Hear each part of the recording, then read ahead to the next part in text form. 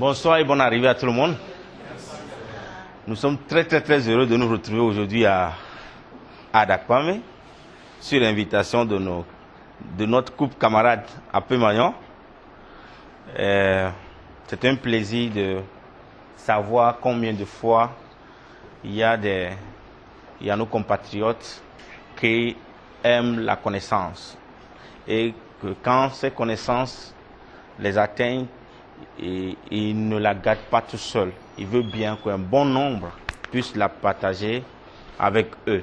C'est ainsi que nous avons constaté que depuis son lieu de résidence, il n'a jamais cessé d'assister à nos agoras. Tous les jeudis, il était présent à Kakaveli et il n'a cessé d'inviter ses amis proches. Et aujourd'hui, il nous a surpris les semaines d'avant pour dire « Ah, les camarades, je vous invite à Adakwame parce que le message que vous portez pour la jeunesse africaine, particulièrement togolaise, est très important pour qu'on reste seulement dans un seul quartier. » Nous sommes très honorés d'être parmi vous. Et dans la tradition, c'est vous qui devez nous dire « Bonne arrivée ». Mais nous notons dans la salle des sommités, des chefs traditionnels, nous voudrons bien leur témoigner d'ores et déjà notre reconnaissance et notre gratitude. Leur présence ici témoigne grand chose pour nous. Et cela veut dire que le quartier Adakwame est un quartier spécial et que les gens font les choses avec beaucoup d'amour et beaucoup de considération. Nous sommes très honorés d'avoir parmi nous les têtes couronnées et le message que nous portons aujourd'hui est un message, selon nous, qui va aider la population africaine à définir les grands pas pour les années à venir. Je suis King Dodjro, je suis togolais d'origine Wati, je suis de Goto Zévé, préfecture de Yoto.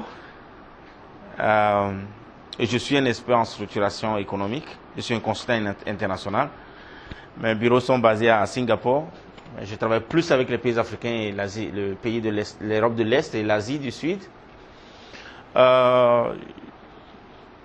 Nous avons, depuis plus d'un an et demi, commencé une aventure que nous avons instituée, l'Agora.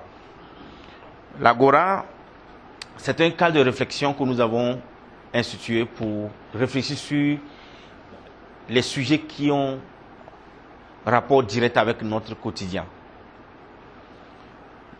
Nous sommes apolitiques. Nous discutons uniquement des sujets qui animent notre vie en tant qu'être humain. Être humain, sa vie est animée par des besoins et satisfaire ses besoins. C'est ça ce qui anime la vie d'un être humain. Et c'est ça qui fait qu'on court chaque matin. Je reviens toujours à cet adage. Le lion, il sait que le matin, il doit courir très fort, plus que la gazelle la plus rapide, pour trouver de quoi manger. Sinon, il va mourir de faim. On est d'accord? Le lion. La gazelle aussi, elle sait qu'elle doit courir pour échapper au lion, sinon le lion va l'attraper. Et c'est ça l'histoire de la vie. Et nous, les êtres humains, en nous se retrouvent ces deux réalités. Si le jour se lève et que tu ne cours pas, tu risques de mourir de faim. Et si tu ne cours pas non plus encore, tu risques de te faire écraser par d'autres humains. En nous seuls, on doit courir pour se nourrir, on doit courir pour se protéger. Pour se protéger de quoi? Quand le propriétaire de ta maison vient à la fin du mois, est-ce que tu as payé ton loyer? Ton cœur coupe. Si tu ne payes pas le loyer, on risque de te mettre au dehors. On t'a écrasé, donc nous devons courir tous les jours. Alors, c'est en cela que nous avons commencé nos analyses. Pourquoi est-ce qu'en Afrique, il y a tant de difficultés? Malgré qu'on court, on ne trouve pas véritablement ce qu'il faut pour satisfaire nos besoins. Quand vous prenez le cas de la population togolaise, pour ne pas parler d'Afrique en général,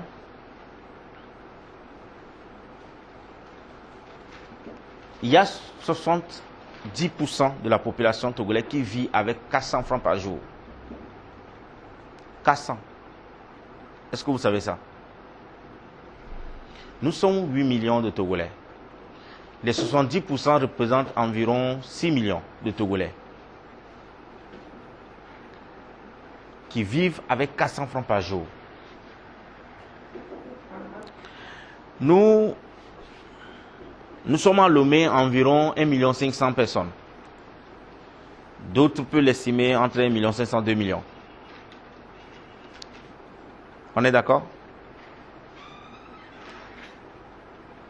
C'est à Lomé qu'on trouve plus de monde qui vit au-delà de 500 par jour. Mais quand vous rentrez dans les villages, quand on tire la moyenne annuelle, les paysans vivent majoritairement avec 400 francs par jour. C'est vraiment dommage. Pourquoi une telle situation? Et pourtant, nous sommes 8 millions. En économie, on dit qu'il n'y a de richesse que dans... C'est quand il y a du monde sur un territoire qu'on peut parler de la richesse. Mais pourquoi nous sommes nombreux sur notre territoire, mais il n'y a pas de prospérité? Et vous allez voir même, le Togo fait partie des pays les plus denses. La densité est très forte au Togo. Nous avons pratiquement 146 personnes par kilomètre carré au Togo. Ça veut dire que notre territoire est surpeuplé. Contrairement à la Côte d'Ivoire, nous sommes sur 46 personnes par kilomètre carré. C'est des rapports. Hein? Je parlerai beaucoup de la Côte d'Ivoire parce que j'ai vécu plus longtemps en Côte d'Ivoire, en comparaison des fois pour certaines données.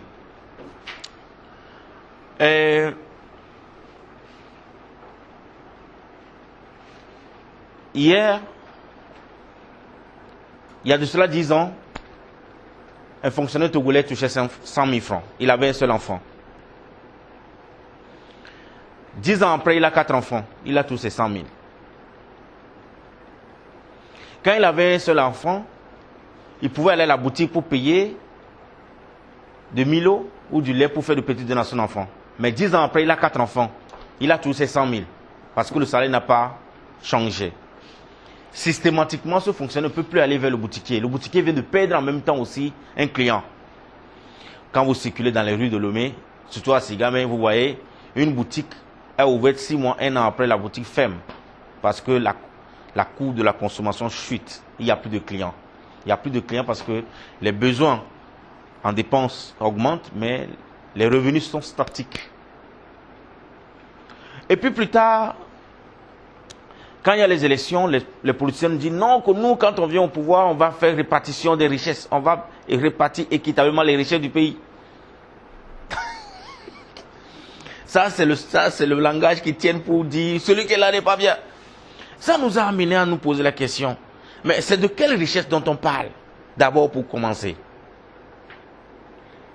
La richesse dont on parle, c'est quoi? Et comment est-ce qu'on peut partager cela de façon équitable?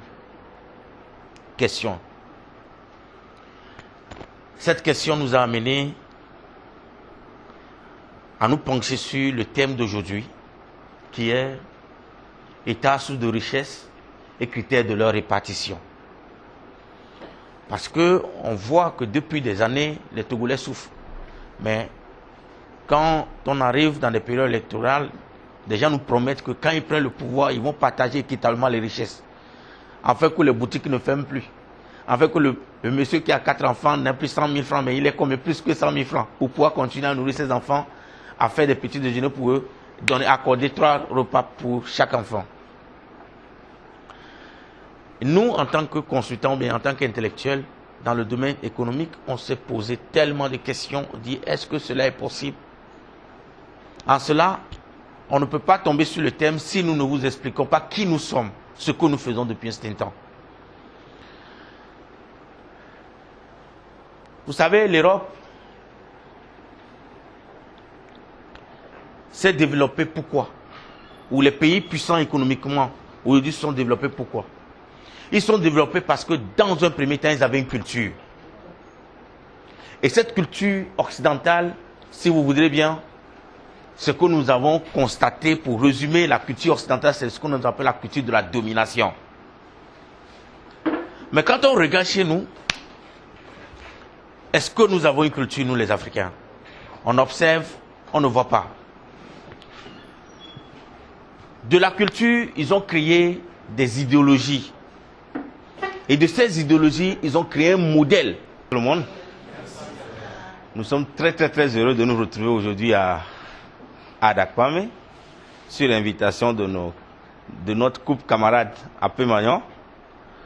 C'est un plaisir de savoir combien de fois il y a nos compatriotes qui aiment la connaissance et que quand ces connaissances les atteignent, ils ne la gardent pas tout seuls. Ils veulent bien qu'un bon nombre puisse la partager avec eux.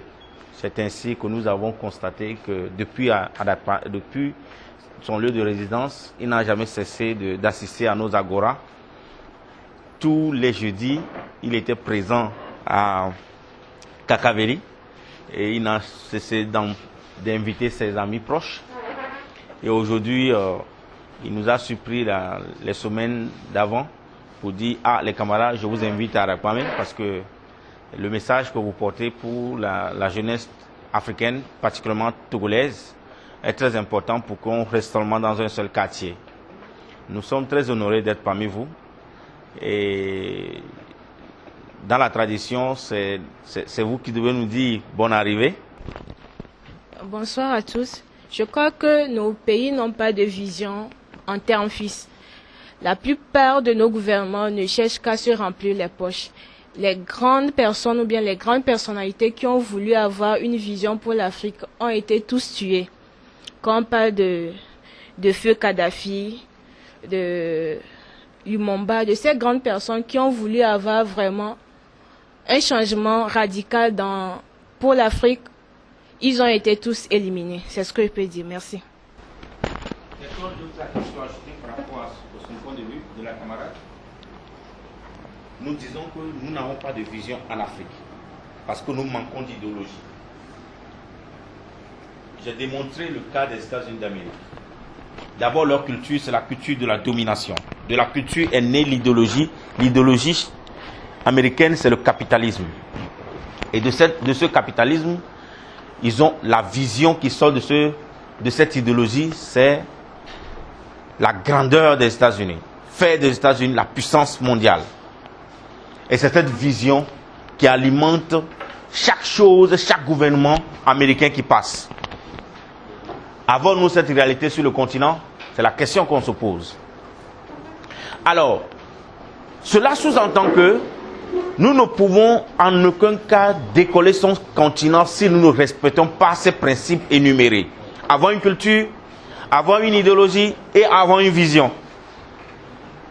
Si c'est ce que les autres ont fait et qui sont aujourd'hui au premier rang, nous aussi, nous sommes obligés de commencer par le plus bas niveau. Définir une culture commune à nous les Africains et de cette culture épouser et adhérer ou construire une idéologie propre à nous et de cette idéologie nous aurons une vision. Elle est unique, la vision. Et la vision unique, tout gouvernement qui passe, son action doit contribuer à réaliser la vision en question. Quand les États-Unis disent « nous voulons être la puissance mondiale et maintenir notre position toujours », Donald Trump il vient et dit « faire des Amériques plus grand encore ». Vous comprenez un peu? Son slogan de campagne, venez mettre en relief la vision américaine. Et raison pour laquelle, pour ceux qui sont allés aux États-Unis, on parle des rêves américains. Le rêve américain, c'est que tu deviens immensement riche, partant de rien et puis devenir immensement riche. Comme leur pays. C'est ça le rêve américain. Quel est le rêve togolais? Quel est le rêve béninois? Quel est le rêve ivoirien? Dites-le moi. Moi, je n'ai jamais vu un rêve africain. Je n'ai jamais entendu. C'est vrai? Ah, non. Bon, d'autres camarades soutiennent que le rêve africain, c'est de passer par la mer pour aller en Europe.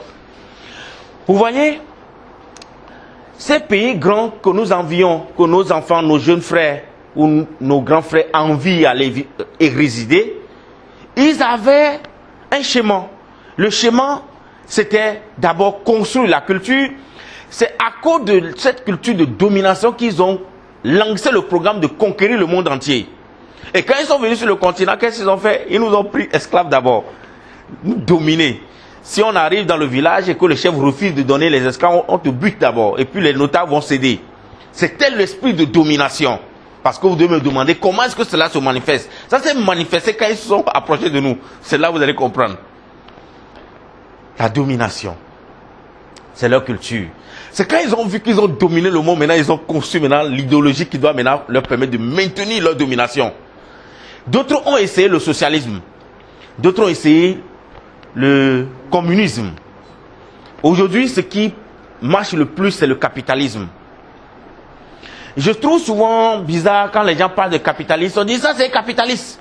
De quoi on parle? Mais ce qui réussit le mieux, c'est ce qui a fait des États-Unis, des pays comme l'Angleterre, des puissances économiques au monde.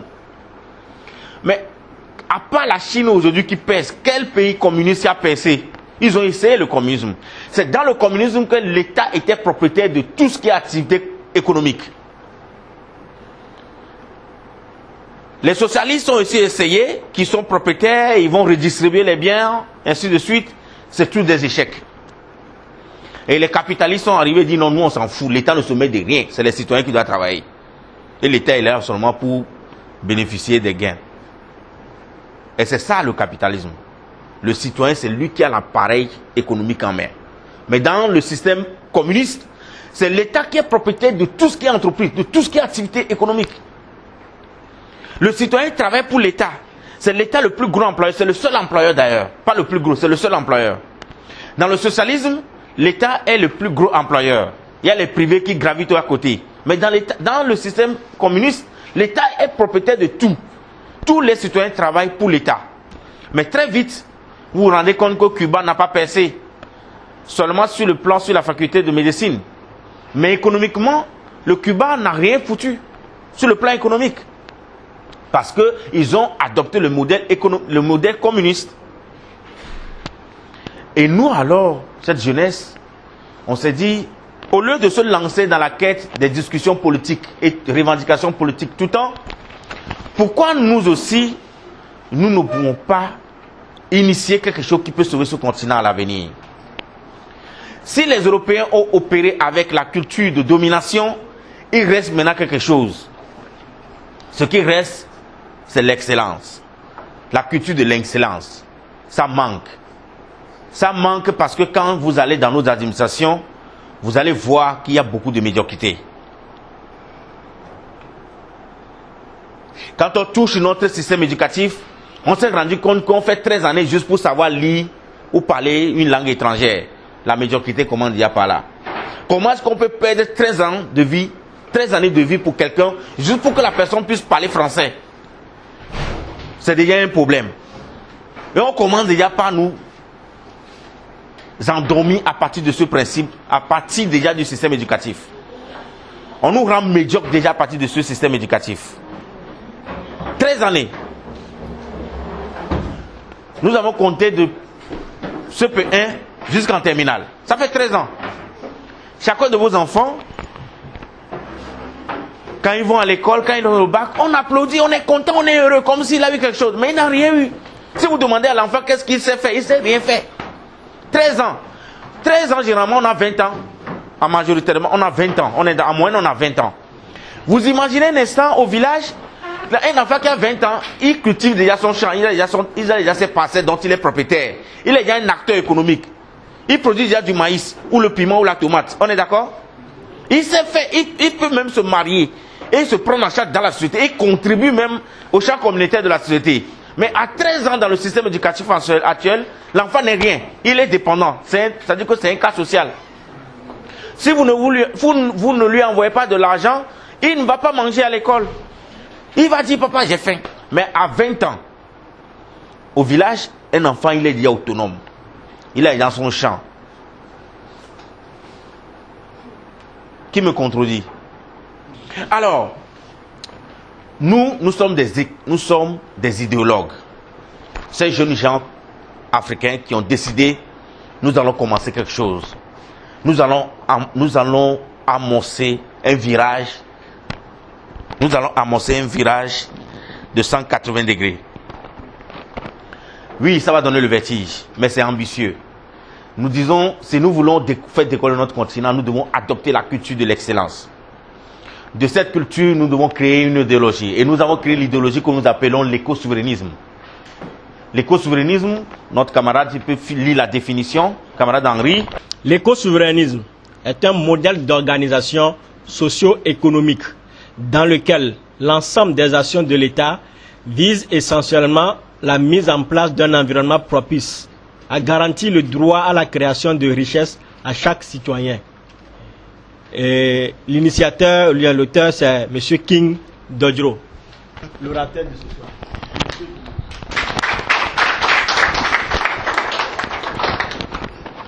En résumé, pour une définition plus simplifiée, l'éco-souverainisme, c'est un courant de pensée de défense de droit à la création de richesses. Pourquoi nous parlons du droit à la création de richesses?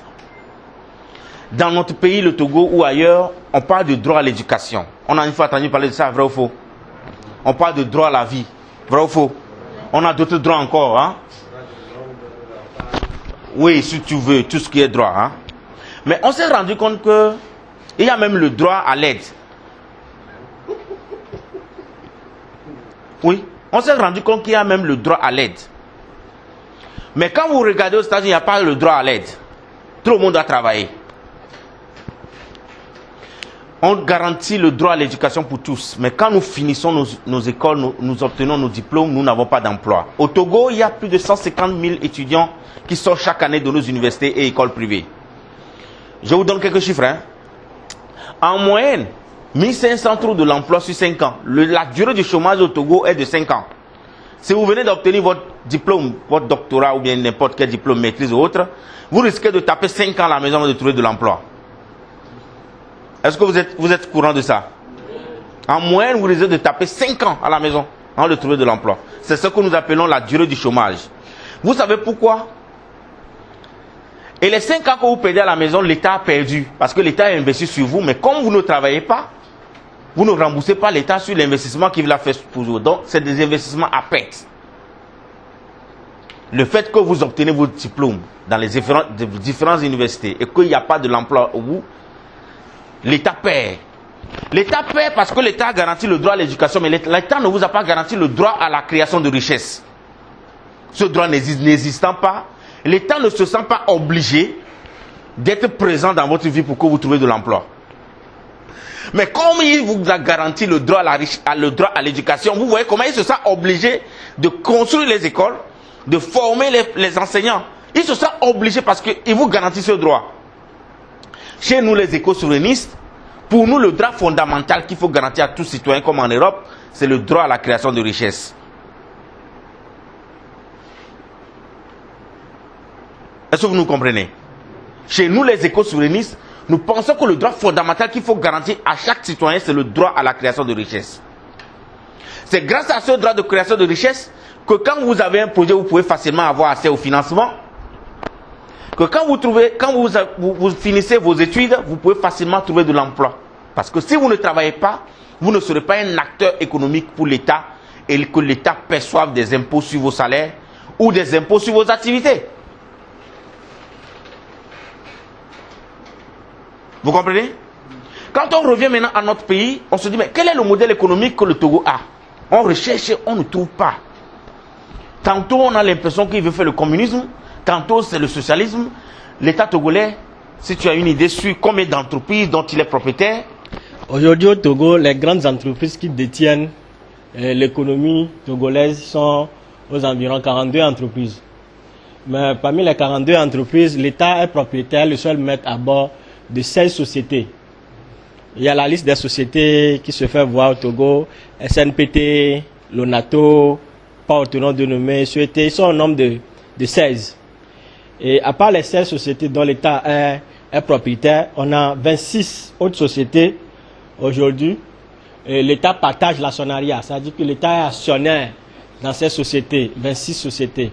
Donc je laisse le commentaire aux camarades pour vous dire ce que ça engendre dans un système économique. Systématiquement, ça place l'État togolais au rang du premier employeur. C'est le plus gros employeur. Et l'État est présent dans chaque secteur d'activité en tant que major, dont les privés ou les citoyens deviennent des sous-traitants de l'État. L'impact direct, vous n'aurez jamais de promotion de salaire dans ce pays, parce que c'est l'État qui est le plus grand employeur. Si l'État dit aujourd'hui que le SMIC passe à 100 000 francs, ça va s'appliquer à lui. Donc toutes ces entreprises vont payer 100 000 francs comme salaire minimum. Donc systématiquement, tout projet d'augmenter le salaire des Togolais est bloqué. C'est pourquoi le fonctionnaire qui avait 100 000 francs il y a déjà 10 ans continue d'avoir 100 000 francs jusqu'à aujourd'hui, même comme il a 4 enfants. Est-ce que vous comprenez le schéma? Parce que c'est l'État qui est le propriétaire des entreprises qui embauchent plus dans le pays. Que ce soit dans les télécoms, que ce soit dans tous les domaines que vous pouvez imaginer.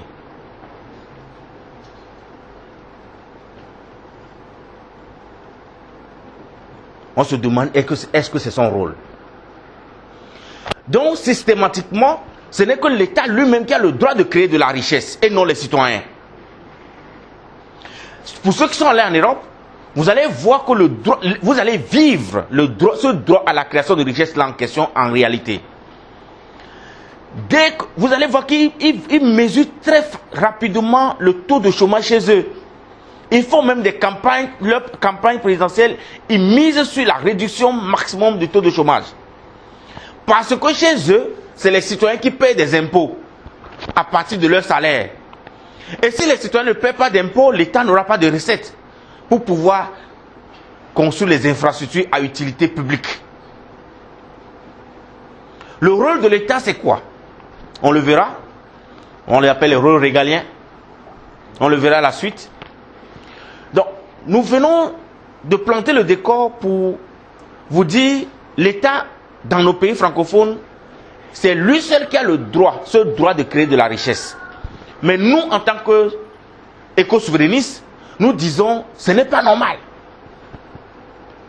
Je sais qu'il y a beaucoup parmi vous qui parleront plus tard que la privatisation n'est pas une bonne chose, mais nous allons revenir là-dessus tout à l'heure. Nous allons vous dire, en temps normal, quelles doivent être les sources de revenus de l'État. La première source de revenus de l'État, c'est d'abord les droits de douane. Parce que nous sommes dans un pays, on dépend de l'importation. Vous voyez, quand votre épouse prépare la maison, 80% de ce qu'elle met dans la marmite vient de l'extérieur. Je vais vous faire la démonstration. Là, il vient de la Chine. L'oignon vient du Niger. La tomate vient du Burkina Faso. Je continue? Non. Le sel vient d'où? Vous comprenez? Pourquoi les premiers sources de revenus de l'État togolais, c'est d'abord le droit de douane. Vous voyez cet appareil, je l'ai pris à Paris, ça m'a coûté 150 €. 150 €, si je fais rentrer ça au Togo pour vendre, les droits de douane vont représenter 50% du montant. Ça fait combien? Si 50% de 150 €, ça fait 75, non? 75 €. C'est ce que l'État prend d'abord, comme je fais rentrer ça sur le territoire togolais. C'est ce qu'on appelle droit de douane, en moyenne. C'est de ça que l'État vit. Premier source de revenus, droit de douane. Nous dépendons donc à 80% de l'importation. Et nous avons une économie de près de 2500 milliards de francs CFA. C'est notre économie togolaise. 2500 milliards de francs CFA. Et dans les 2500 milliards de francs CFA, 80% de ce montant-là, nous l'envoyons à l'extérieur pour acheter des choses avant de manger. L'importation représente près de 2000 milliards de francs CFA. C'est énorme et c'est très grave. Aucune économie forte au monde ne peut dépendre de l'importation. Pourquoi? Je vais vous faire la démonstration.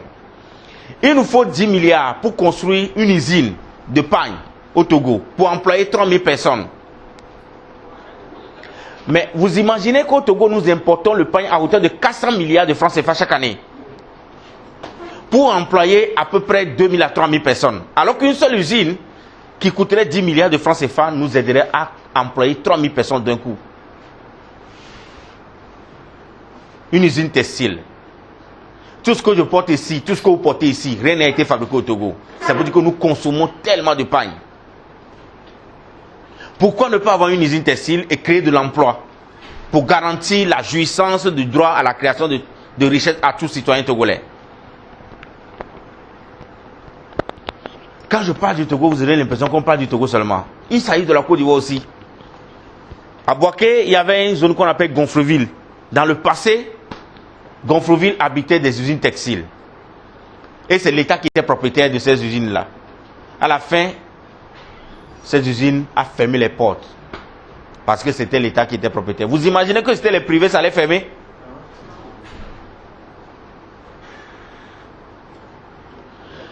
Droit de douane. Et comme on n'a pas une économie réelle, l'État doit avoir des recettes pour faire face à ses obligations régaliennes. Donc, il maximise le droit de douane. En Europe, la moyenne de droit de douane ne dépasse pas 20%. En Afrique, c'est en Afrique que le droit de douane est plus élevé au monde. Deuxième source de revenus de l'État, c'est les impôts que l'État perçoit sur les entreprises et les salaires. Les impôts. Vous notez, non? C'est les impôts. Quand les entreprises travaillent dans le pays jusqu'à une période, trimestriellement, ils payent des impôts et annuellement, ils payent d'autres types d'impôts aussi. Camarade Paul, tu n'es pas d'accord? Ça marche? La troisième source de revenus de l'État, dans un pays comme le Togo ou dans tous les pays africains, c'est les droits de concession. Les droits de concession. Vous allez dire, notre agora précédent, on avait parlé des ressources naturelles. Camarade Pascal a beaucoup animé ça. Et on nous confond, on dit qu'on est riche, on est un continent riche parce qu'on a le manganèse, on a l'uranium, on a ceci, on nous blague, on n'est pas riche. Ce n'est pas parce qu'on a les ressources naturelles qu'on est riche. Nous sommes des pauvres, nous sommes pauvres. Les ressources naturelles ne servent à rien.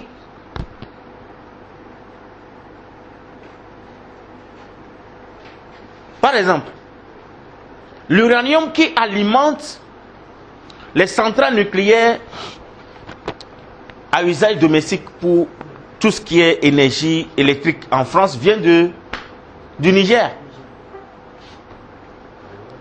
Arriva. Mais le Niger a 10% de taux de couverture en électricité. Et pourtant, l'uranium que produit le Niger, qui alimente à 60%, qui produit de l'électricité dans ce pays industrialisé.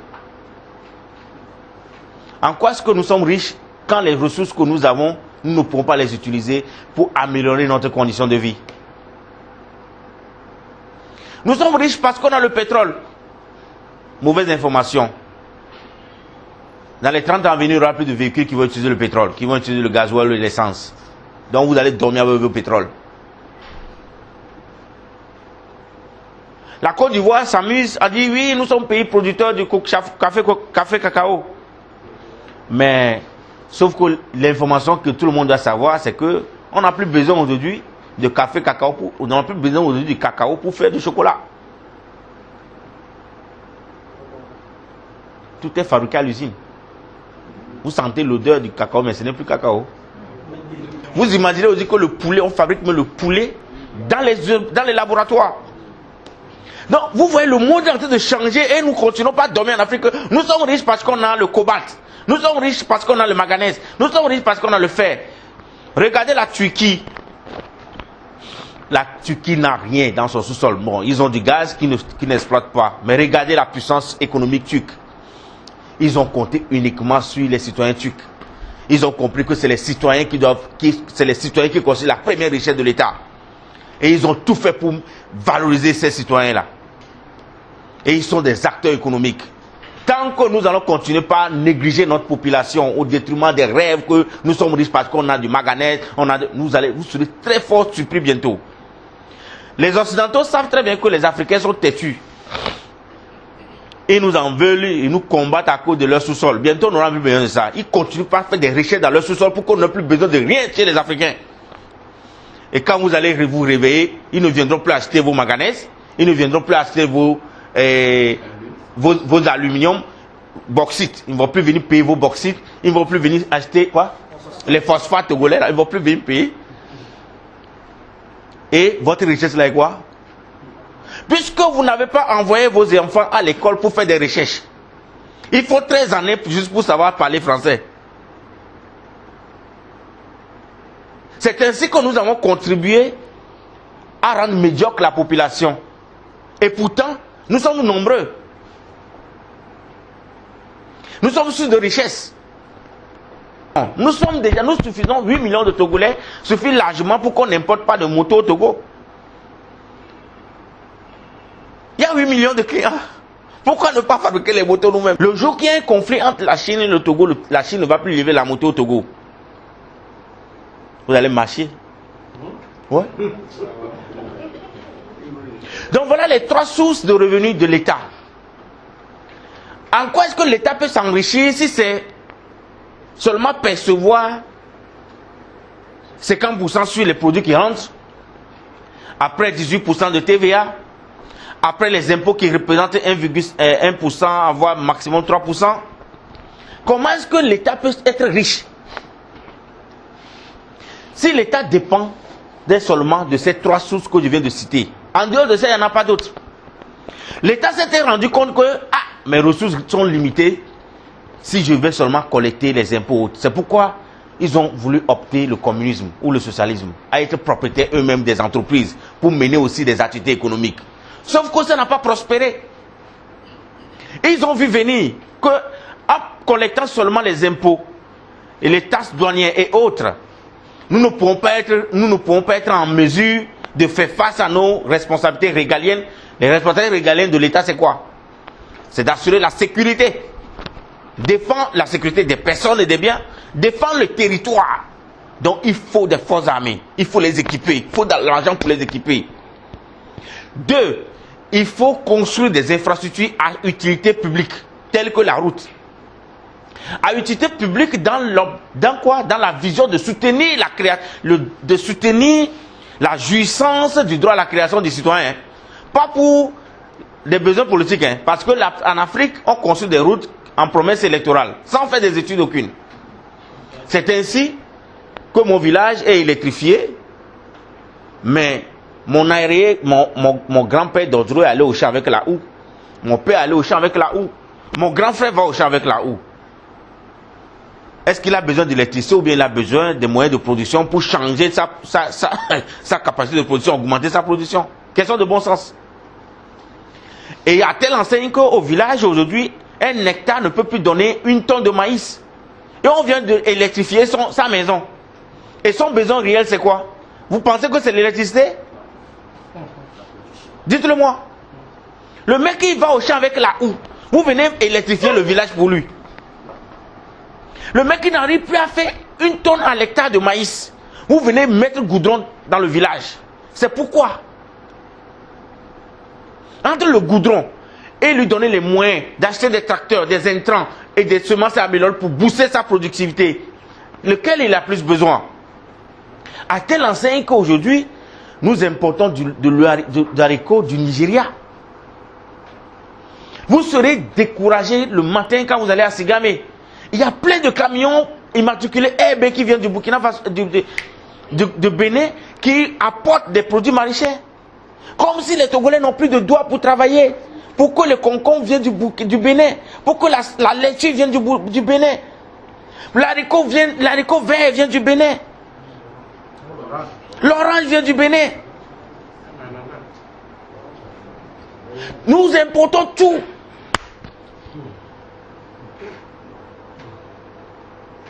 Juste parce que, n'ayant pas de droit à la création de richesses, les Togolais n'ont pas assez au financement. Les banques togolaises ne financent pas les agriculteurs.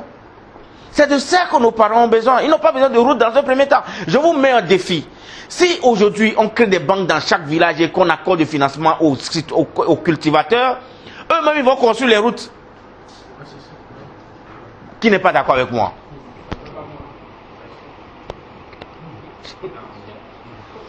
Camarade Paul. Demande au chef s'il est d'accord ou n'est pas d'accord.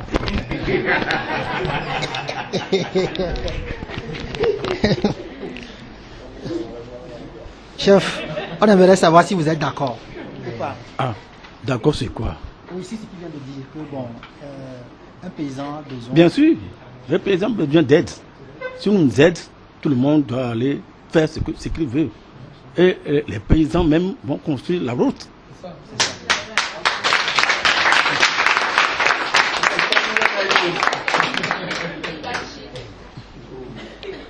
Qui nous dit le contraire?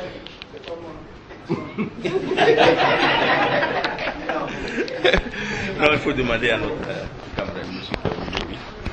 De quoi avons-nous besoin? Avons-nous besoin des routes? Avons-nous besoin des tracteurs, de financement pour payer les intrants, pour payer les semences? Chef, de quoi avons-nous besoin? Cultivateur, là, s'il a besoin de routes ou bien il a besoin de financement? Il a besoin de financement pour faire ses affaires.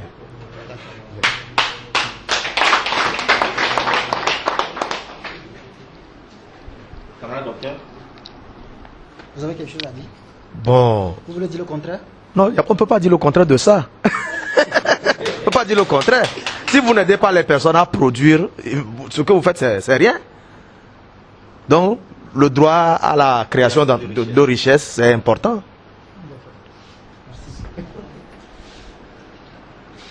Camarade Pascal.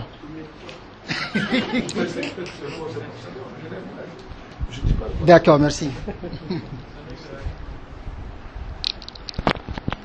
Vous voyez, on n'interroge pas la population avant de faire les choses. De quoi avons-nous besoin? Est-ce qu'on peut nous interroger au moins pour nous dire, monsieur population, de quoi avez-vous besoin? Tellement on nous a embobinés, on pense que nous construisons la route, c'est ça qui apporte le développement. Mais comment est-ce qu'on peut être développé quand on a le ventre creux? Le développement commence d'abord par la capacité de chaque citoyen à créer de la richesse. Sans quoi aucun développement n'est possible. C'est d'abord le développement de l'individu qui commence et qui booste le développement infrastructurel.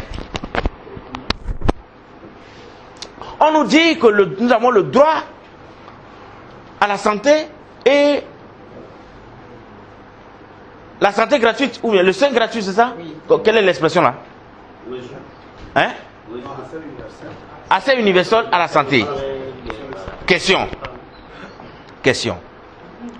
On dit l'accès à l'hôpital public est gratuit, n'est-ce pas? Mais sauf que le médicament n'est pas gratuit. Est-ce que là? C'est l'accès à l'école primaire qui est gratuit. Et les livres? Et les cahiers? Ah, santé, ok, ça c'est en Côte d'Ivoire, ok. En Côte d'Ivoire, en Côte d'Ivoire, d'accord. En Côte d'Ivoire, la santé, les femmes enceintes, on dit aux femmes enceintes que les soins sont gratuits.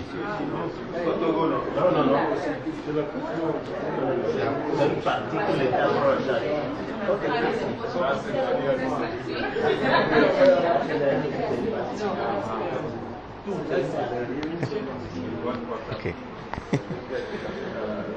Voilà la situation dans laquelle nous sommes. Qu'avons-nous besoin? Est-ce qu'on peut nous interroger avant de construire les infrastructures à utilité publique? 1 kilomètre de route coûte environ 1 milliard de francs CFA.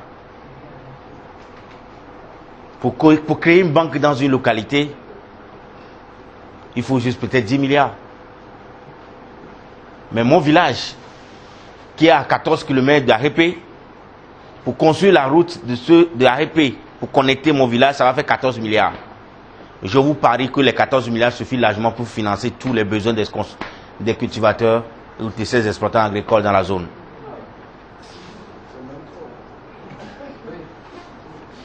Mais on va construire cette route et ils seront tous pauvres. Ils iront toujours au champ et il y a la famine chez nous. En fait, c'est par rapport au développement de la route dont vous faisiez cas tout à l'heure. Il y a l'adage qui dit la route du développement passe par le développement de la route. Qu'est-ce que vous en dites? La route du développement passe par le développement de la route. Non, c'est pourtant simple. La route du développement passe par le développement de la route. C'est-à-dire... Oui, non, en fait, c'est un adage. Je demande à l'assistance, mais qu'est-ce que vous en dites quand on faisait cas tout à l'heure des routes? En Côte d'Ivoire, il y a une autre expression, il dit la route précède le développement. Je suis contre ça aussi. Puisque quand il y a la route, par exemple, les localités reculées d'où nous viennent les produits agricoles et tout ça là.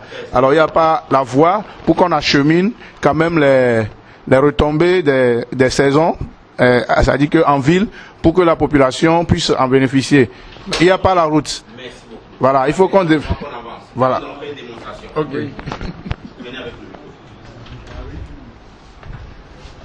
Pensez-vous qu'au Togo, nous sommes en surproduction du maïs? Si oui. Non. Pensez-vous qu'au Togo, nous sommes en surproduction de maïs?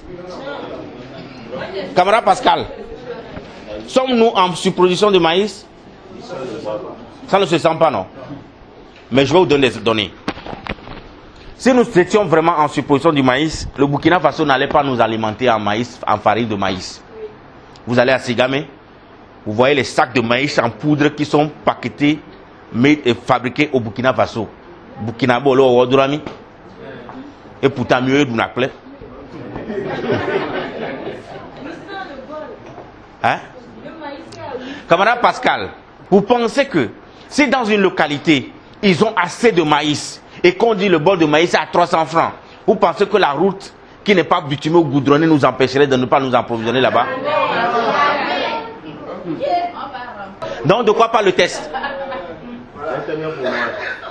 Hein? De quoi parle le test? Quel est le problème de la route? Le paysan n'a même pas atteint le niveau dont il doit atteindre pour s'autosuffire.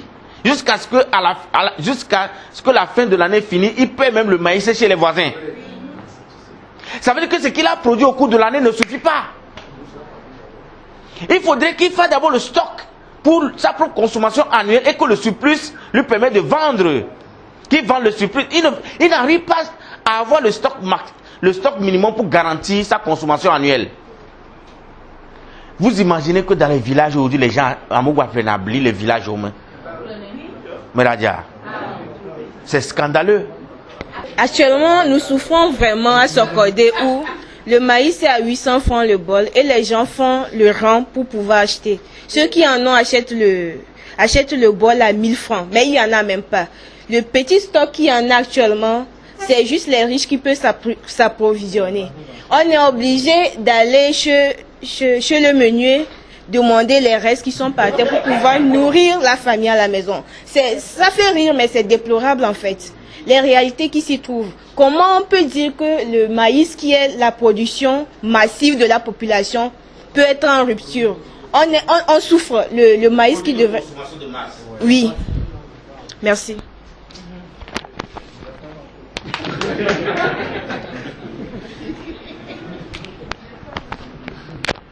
Dans cette situation triste, les politiciens viendront nous dire que quand nous on prend le pouvoir, nous allons répartir la richesse.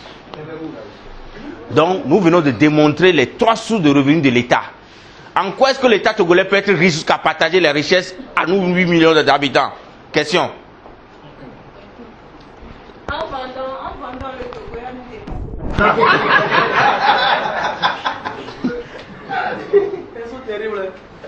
Ouais. Non, répondez-nous. En quoi est-ce que l'État peut être riche et jusqu'à on peut prétendre que cette richesse, on va la partager de façon équitable à la population? Si vous entendez un policier qui vient vous raconter ça, chassez-le de chez vous parce que c'est un mensonge. C'est un mensonge pur et simple. Ça n'existe pas.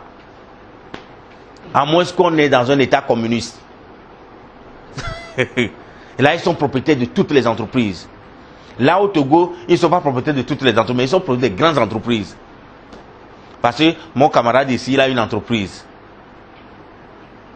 Donc, il fait de l'État togolais le plus gros employeur, mais pas le seul employeur. C'est une nuance. Dans un État communiste, c'est l'État qui est le seul employeur. Mais comme on est dans un système où on n'a pas de modèle économique, il devient le plus gros employeur. Et il a toutes les difficultés. Et alors, quand l'État s'en rend compte que ce n'est pas son rôle d'être propriétaire d'entreprise, il dit je veux liquider l'entreprise. On crie, on dit on veut privatiser. Ce n'est pas bon. C'est une mauvaise chose, la privatisation. Dites-moi, dans cette telle condition, est-ce que vous êtes pour ou contre la privatisation de toutes ces entreprises dont l'État est propriétaire au Togo? Répondez-moi.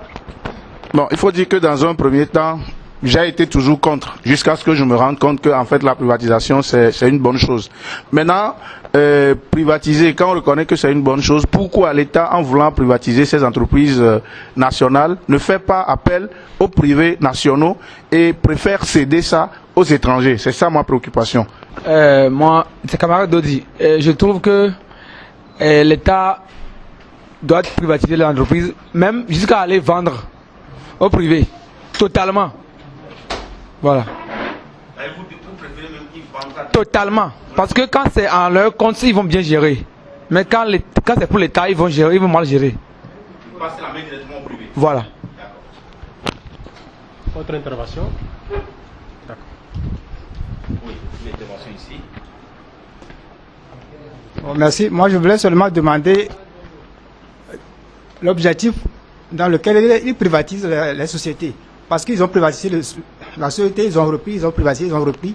Bon, on ne comprend rien.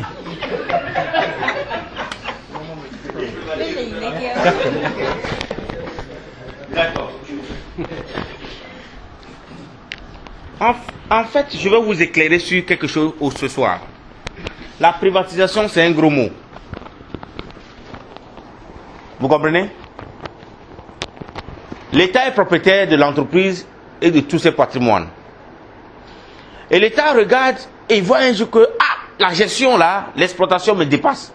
Je n'arrive pas à être rigoureux, je n'arrive pas à être compétitif. Parce que j'ai un personnel peut-être qui n'est pas qualifié. Les gens sont médiocres. Donc le service que je rends finalement est très médiocre. Les gens se plaignent trop. Et je perds de l'argent. En tant qu'État, je suis obligé chaque fois à la fin de l'année, de la fin du mois, de mettre la main dans la poche pour payer encore le personnel de cette entreprise qui est censé produire de l'argent, mener des activités générales de revenus pour faire face à tous ses besoins, satisfaire toutes ses charges. L'État décide, ok, je suis propriétaire du patrimoine de cette main, l'exploitation, je vais céder ça au privé. Vous comprenez? C'est ça qu'on appelle la privatisation. Et l'État, il est toujours propriétaire du patrimoine. Il externalise l'exploitation. C'est ça que nous appelons les droits de concession. Ça m'a étonné que vous n'avez pas demandé qu'est-ce que c'est que le droit de concession. D'accord. Vous pouvez poser la question au fur et à mesure que j'évolue. Le droit de concession intervient dans ce cadre de contrat où l'État concède à un privé l'un de ses droits de souveraineté. Par exemple, quand on signe un contrat d'exploitation de phosphate, en temps normal, c'est l'État qui devait l'exploiter. Et l'État signe un contrat de droit de concession à l'entreprise privée pour exploiter ce terrain, ce site et extrait de gisement. Et l'État gagne quelque chose en retour. Ce droit de concession lui donne droit à des mesures compensatoires. Vous comprenez? Donc quand on va à la privatisation de la CET, c'est que l'État s'est rendu compte qu'il n'arrive pas à satisfaire les besoins de l'entreprise. Son personnel n'est pas à la hauteur d'assumer la responsabilité plutôt qui est dévolue. Donc, il dit, privé, venez prendre et gérer. Moi, je suis là, vous me donnez quelque chose au fur et à mesure. Et à la signature de ce contrat, le privé doit payer quelque chose qu'on appelle le droit de concession. Vous comprenez un peu? Et quand le privé ne remplit pas ses engagements, l'État est aussi en droit de retirer encore ce droit de sa main. C'est pourquoi il récupère encore le contrat. Il annule le contrat avec le privé parce que le privé n'honore pas ses engagements. Dans ses engagements, le privé doit renouveler les installations qu'il a trouvées. Si par exemple il ne renouvelle pas ces installations, c'est l'État qui va le faire plus tard. Donc l'État va que le gars s'il a fait à ses obligations. Donc il dénonce le contrat. C'est ça qui arrive que vous allez voir que une fois l'entreprise est privatisée, après l'État récupère encore. Je rejoins notre camarade. Nous, en tant qu'éco-souverainistes, la privatisation n'est pas la solution. Nous encourageons l'État à sortir de tout ce qui est activité économique et laisser la main aux citoyens et garantir la jouissance du droit à la création de richesse à chaque citoyen. Et que les citoyens deviennent des imposables, des contribuables. Est-ce que vous comprenez ce que je dis? Nous, en tant que souverainistes, privatisation, non. On cède patrimoine et autres, on cède tout, on quitte là. Et on revient à notre rôle régalien. Et que toutes nos actions contribuent à garantir la jouissance du droit à la création de richesses à chaque citoyen. Et que ces citoyens soient eux tous des contribuables. C'est en Afrique qu'on voit quelque chose de très grave. En Afrique, les citoyens ne sont pas imposables, c'est les entreprises qui sont imposables. Alors qu'en Europe, c'est les citoyens qui sont imposables et les entreprises après. Si j'emploie des expressions que vous ne comprenez pas, vous pouvez me demander. L'entreprise, nous en avons combien? L'État qui est le plus gros, il a combien au total? 16 plus là où il est actionnaire. Vous pensez que cela peut payer combien d'impôts pour faire face à nos besoins de routes, de construction de routes et de l'électrification? Vous pensez combien? Et combien de Togolais qui détiennent des entreprises pour payer des impôts pour que l'État puisse véritablement assumer son rôle? La recette fiscale est très faible. L'exemple. Comme vous venez de le dire dans l'introduction, parce que généralement en Afrique, et au Togo principalement, on n'a pas une culture de laquelle ressort une idéologie donnée. Et vous venez de dire que chez les Occidentaux, il y a la culture de la domination. Par contre, ici, on n'a pas une culture donnée. Je parlerai de la culture de l'excellence. Parce qu'aujourd'hui, il suffit seulement qu'on donne de l'emploi au niveau de l'État à un citoyen togolais, qu'on lui signe un contrat de 30 ans de service, il devient très médiocre. L'excellence part. Il est médiocre. Raison pour laquelle aujourd'hui, le Bénin est dirigé autrement par Talon. Talon, c'est un chef d'entreprise, c'est un entrepreneur. Il ne peut pas diriger le Bénin comme quelqu'un qui a été employé. Vous voyez, et au Bénin, à un moment donné, Talon dit quoi? C'est un an de service renouvelable 30 fois. Ce qui veut dire que si ton rendement n'est pas bon, à la fin de l'année, tu es licencié. C'est ça la culture de l'excellence. C'est parce qu'aujourd'hui, l'éducation à la base du Togolais n'est pas liée à une culture donnée. Il n'y a pas la culture de l'excellence au niveau du Togolais. Et en fait, comme je viens de le dire, il suffit qu'on trouve un boulot, on nous signe un contrat de 30 ans de service. Allez dans les administrations publiques, vous allez voir. Vous allez, le radio est allumé, il n'y a personne au bureau. Imaginez que si cette personne avait un objectif de rendement à donner à la fin de la journée, bien à donner à la fin du mois, on aura des entreprises fortes, des entreprises bâties sur une culture d'excellence. Je relis l'analyse que vous venez de faire au manque de culture que nous avons ici au Togo. Et c'est très compliqué. Pour moi seul, nous, en tant que jeunes entrepreneurs, quand nous voyons ça, nous disons qu'il y a quelque chose qui doit changer. Nous, à la base, en tant que Togolais, nous devons commencer par épouser une culture. Et c'est la culture de l'excellence. C'est la culture d'en faire l'évangélisation de l'éco-souverainisme. L'éco-souverainisme parle de la culture de l'excellence. Nous devons intégrer ça. Le chinois aujourd'hui, c'est l'excellence ou rien. L'américain, c'est la domination ou rien. Le blanc, l'européen. L'européen n'est pas ami de quelqu'un. Je m'arrête là. Ils peuvent faire semblant, mais ils ne sont jamais amis de l'Africain. Il faut comprendre ça comme ça. Et un jour, si nous dormons encore, ils vont nous exterminer tous. Et ça est en train d'arriver. Ça, c'est la culture de la domination. Je vais lire rapidement les recettes. Vous allez voir combien de fois les recettes sont très faibles au Togo en termes de collecte. Bon, la loi des finances, le budget, rapidement, c'était prévu, je vais directement là. D'abord, pour résumer, en 2020, le budget togolais est de 1300 milliards de francs CFA. Et le budget, étant normal, doit être soutenu par l'OTR. On est d'accord? C'est l'OTR qui doit collecter les recettes pour pouvoir financer ce budget. Et combien l'OTR a pu collecter? Pour 2021 seulement. 2020, okay. Non, pour 2021. Non, 2021. 2021. Ok, ils ont collecté combien? 2021, aujourd'hui, je vais lire rapidement. En fin juin 2021, le taux de réalisation des recettes du budget général est de 51,95%, soit un montant de recettes recouvrées de 789 milliards 61 millions de francs CFA, contre une prévision annuelle de 1519,99 milliards. Voilà. L'expert va expliquer.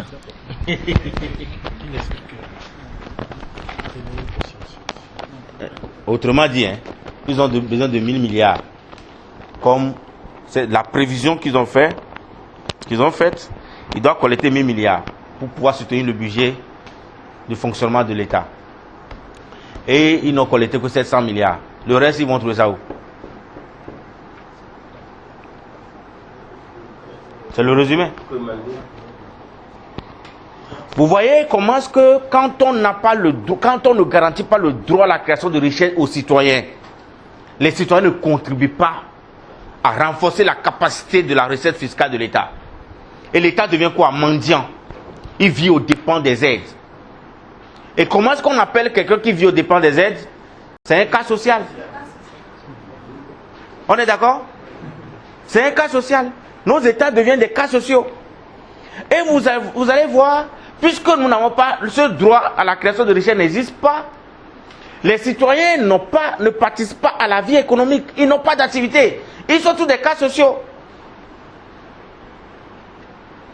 Par manque de vision, par manque d'idéologie, par manque de culture, les citoyens africains deviennent des gens qui vivent des aides et des cas sociaux, en résumé. Ce qui ramène ça au niveau de l'État. L'État est un cas social. Sans les aides, il ne peut pas satisfaire ses besoins budgétaires. Sans les aides, des aides des pays amis. Comment vous pouvez imaginer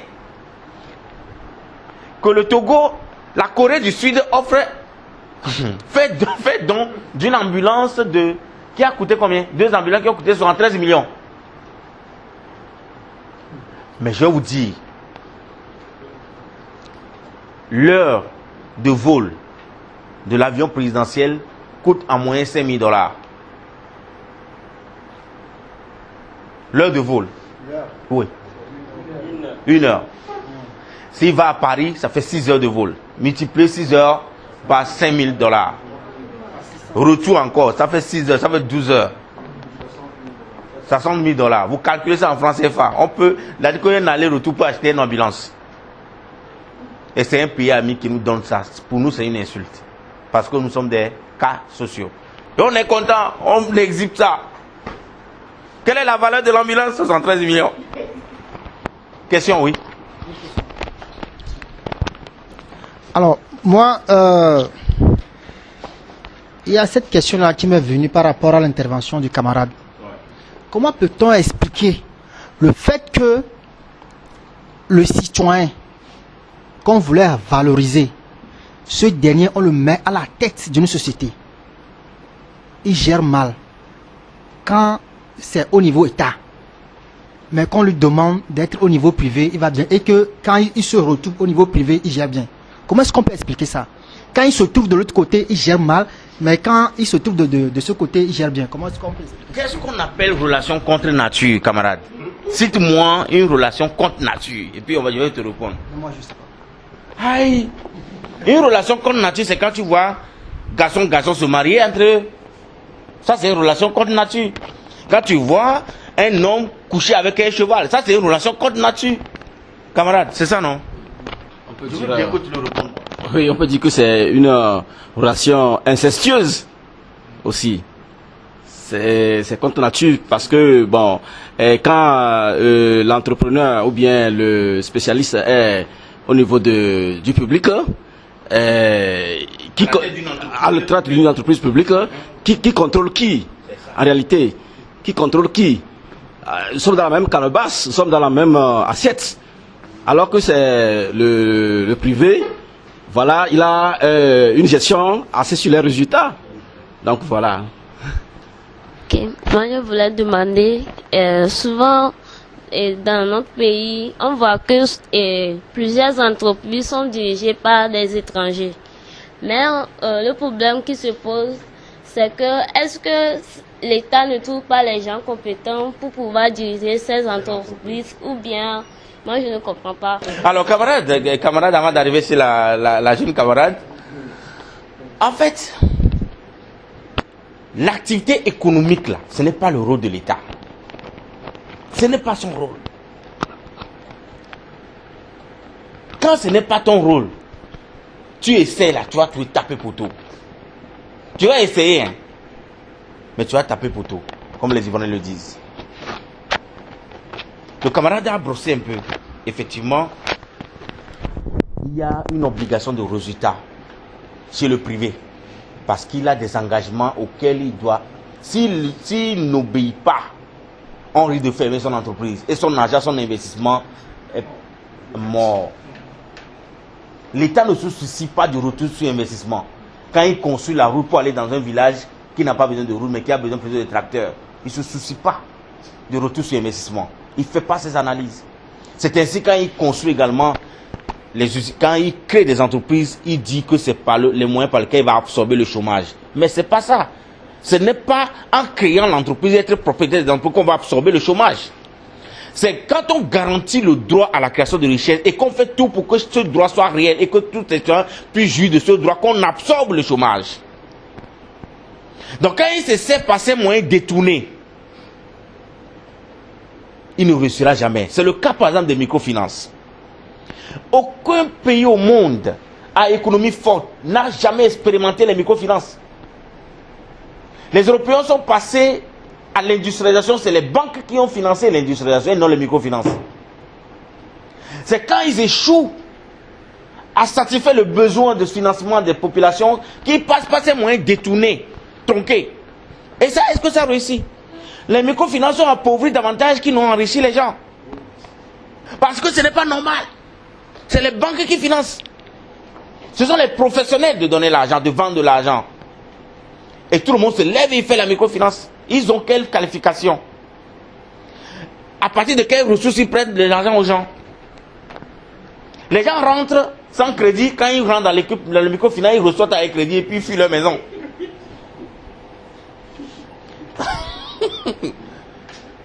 C'est parce que ce n'est pas son rôle. C'est pourquoi quand on te met à la tête d'une entreprise commerciale publique qui appartient à l'État, hein, tu es là, tu n'as aucun contrôle, tu n'as aucune rigueur, tu auras ton salaire. Si l'entreprise ne produit pas, ne fait pas de recettes pour te garantir, l'État va te payer. Parce que c'est lui qui est ton père, c'est lui qui est l'actionnaire. Si vous commencez à faire des grèves plutôt, la grève plus dit, vous n'avez pas le salaire, l'État serait senti concerné. Il ne va pas laisser à ce que vous grèvez, parce que c'est lui qui est le propriétaire. Vous comprenez? Si tu es propriétaire d'entreprise, tu sais combien de fois tu te prives pour satisfaire tes employés, parce que tu as peur que s'ils ne viennent pas au boulot, toi tu es mort. On est d'accord? C'est comme ça l'État se sent dans l'obligation de payer tous les salaires, même si le rendement n'est pas bon.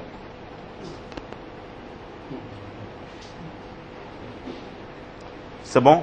Je vais garde bien ton idée. Je vais répondre à notre camarade, à notre jeune camarade. D'après les rapports de l'Organisation mondiale du commerce, l'économie du monde est détenue à 60% par les étrangers. Dans tous les pays du monde, c'est les étrangers qui font l'économie des pays. Si vous êtes dans un pays qui n'a pas d'étrangers, soyez-en sûr que votre économie ne sera pas très forte. Vous comprenez un peu? Soyez-en sûr. Parce que et c'est quoi? Et c'est quoi? Tu n'as pas entendu ça? Que l'autochtone ne peut pas, l'autochtone non, ne peut pas être éleveur de bœufs. Alors qu'il élève le bœuf, hein? Il ne peut pas être berger. Il ne peut pas être berger. Il ne peut pas être berger. Parce que le berger, toujours du matin jusqu'au soir, il doit accompagner les bœufs au pâturage. Mais l'autochtone, lui, il est chez lui, il doit être libre, faire ce qu'il veut. Donc, vous voyez un peu, il y a des activités que l'autochtone dit qu'il ne peut pas faire. Ce n'est qu'un étranger qui peut faire ça. regardez, je prends tous les exemples de la Côte d'Ivoire. Vous trouvez des autromans, c'est-à-dire que ceux qui poussent les pouces là. Bon, cousin ici, il peut en faire quelque chose. On vient de la Côte d'Ivoire ensemble. Si vous allez au Niger, les maisons que ces gens ont déposées, ils voiraient qu'ils roulent dans la voiture, il est dans le bureau, il n'a pas construit ces maisons jusqu'à la fin de son service. Et pourtant, c'est lui qui ramasse les ordures devant nos portes tous les jours. Parce que l'Ivoirien dit, moi je suis trop propre pour ramasser les ordures. Et ça, c'est un métier destiné aux étrangers. Mais quand ils ont commencé à avoir faim, ils se sont lancés maintenant dedans. Hein. Vous comprenez, non? Je vais vous dire quelque chose. Ne détestez pas les étrangers. C'est l'étranger qui contribue à redynamiser, à dynamiser l'économie d'un pays. Parce que quand il vient là, il a un objectif en tête. Travailler jour et nuit, pendant que le citoyen, pendant que l'autochtone dort. Je vais vous donner un exemple. Vous avez souvent les cafés, les kiosques, les cafés, des dialogues. Ils se réveillent à quelle heure pour commencer à préparer dans leur kiosque.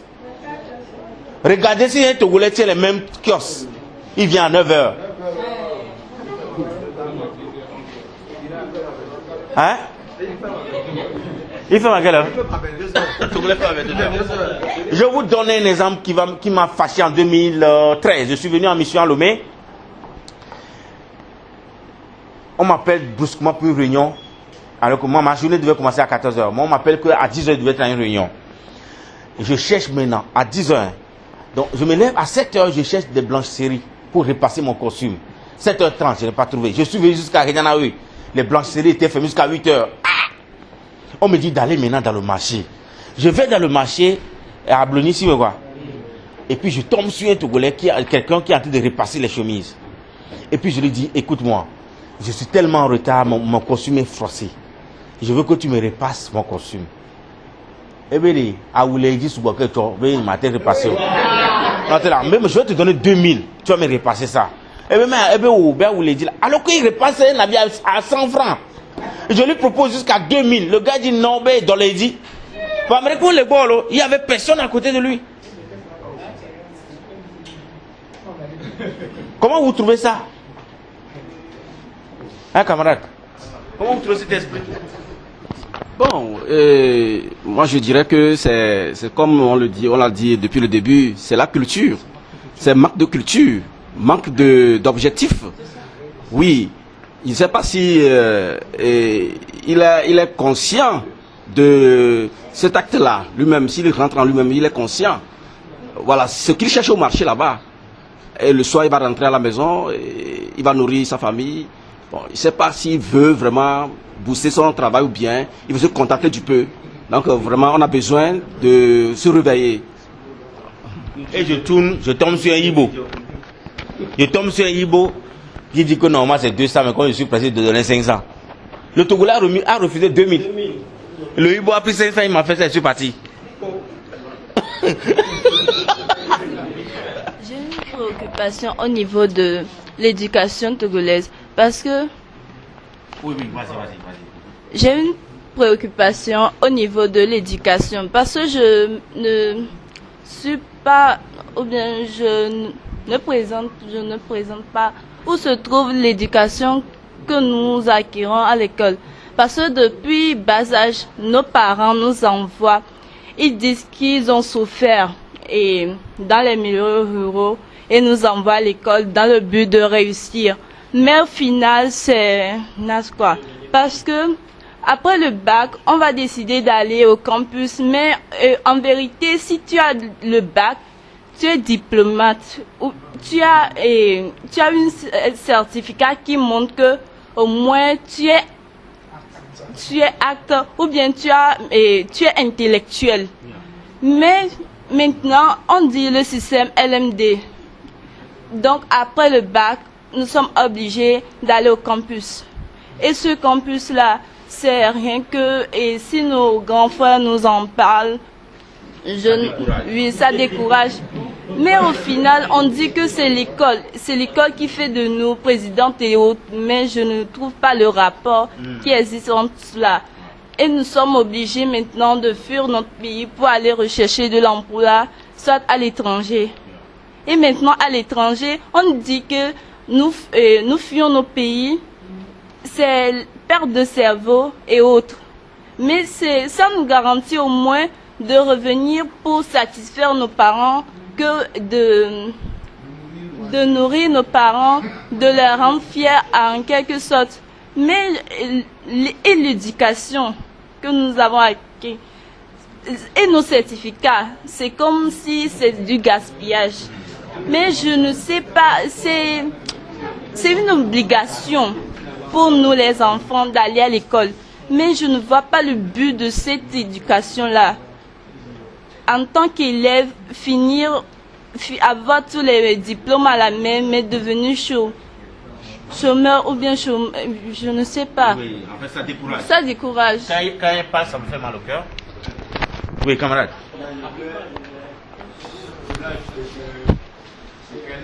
Ce que la camarade vient de dire, c'est normal. Mais au Togo, si tu n'as pas de marche langue, le diplôme que tu vas avoir, ça va endormir. Mais si c'est que tu as quelqu'un qui travaille déjà, lui, il peut t'engager, quoi. C'est-à-dire que lui peut te prendre, mon fils, viens, place-toi ici, commence pas à travailler. Bon, je vois que l'idéologie ou bien l'idée de la fille, c'est de savoir normalement ce qu'elle pense, au moins depuis le bas âge. Quand vous finissez d'avoir le bac, tu dois faire quelque chose toi-même pour pouvoir aider tes parents qui ont financé tes études. Son idée, c'est vers là. Mais bon, elle ne trouve pas le rapport entre ce que nous vivons aujourd'hui et ce que nous disons. Je pense que c'est ça.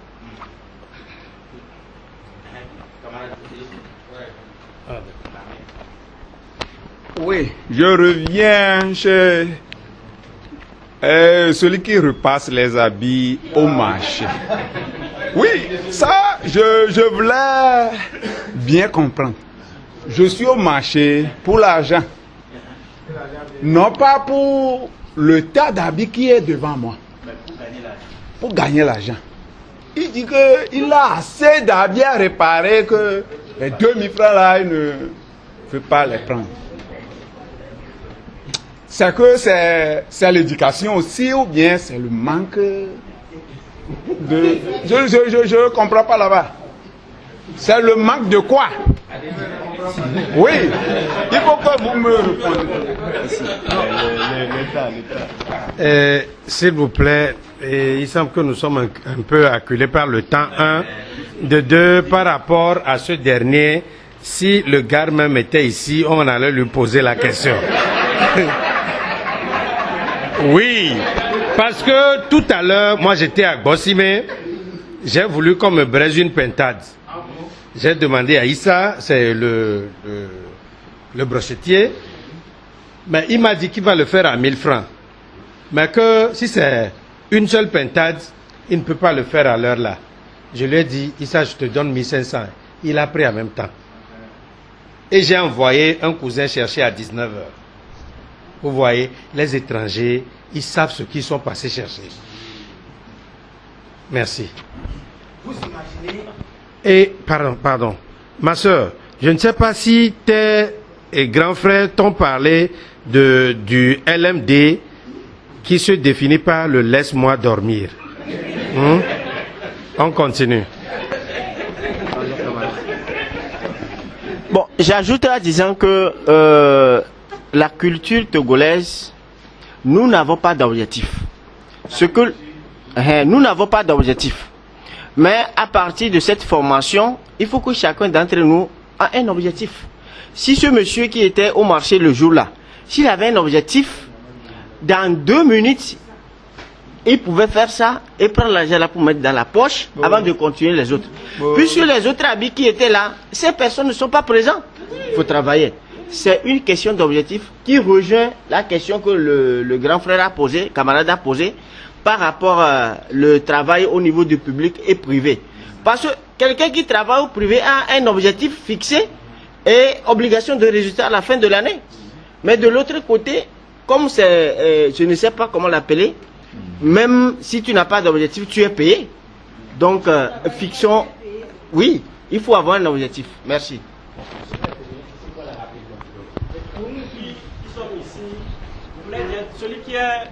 Celui qui travaille, qui est fonctionnaire d'État, qui est promu directeur, il a encore peut-être 20 ans, bien 15 ans devant lui. Il s'en fout.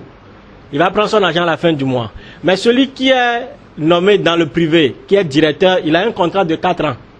Après 4 ans, il est remplacé. Dans tous les contrats, c'est comme ça. Contrat de 4 ans.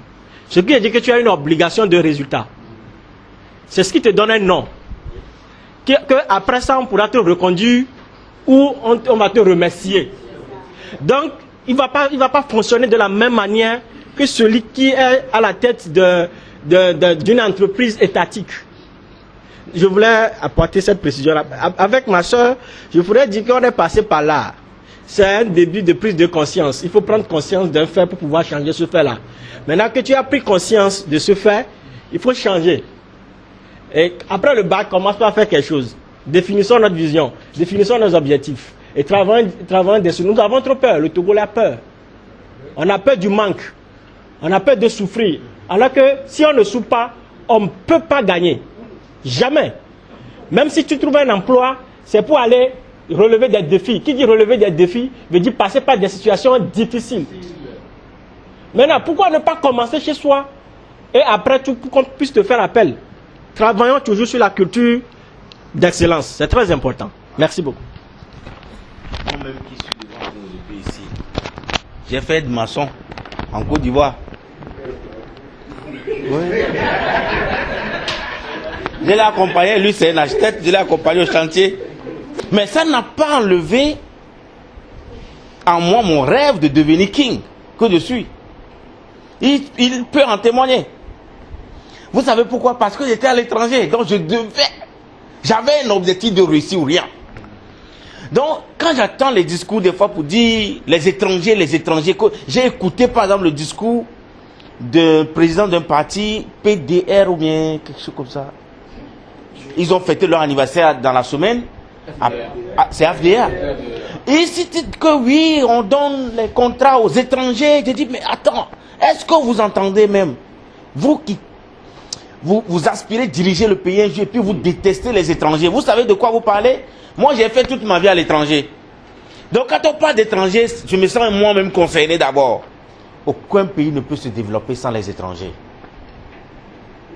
Ok. Quand on vend la BTC à une entreprise étrangère, dites-moi, combien d'étrangers qui viennent travailler dans BTC à des différents postes? C'est les Togolais qui trouvent de l'emploi des entreprises.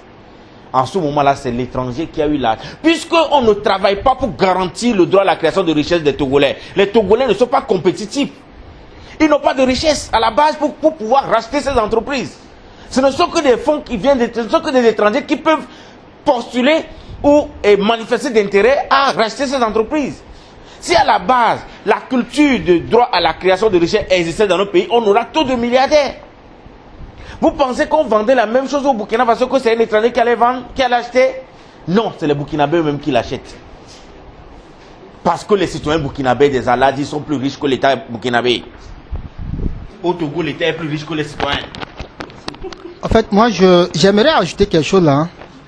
Pas ajouter, mais pour éclaircir quelque chose. Par rapport à ce que camarade Pascal a dit. Parce que c'est lui qui a soulevé le problème des étrangers. Je pense que ce n'est pas que on est contre les étrangers. C'est pas qu'on envie les étrangers, non.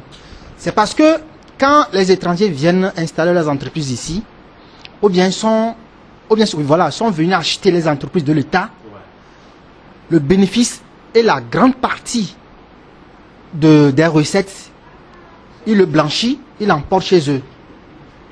Voilà, c'est ce qu'on veut dénoncer quand on parle des... Voilà.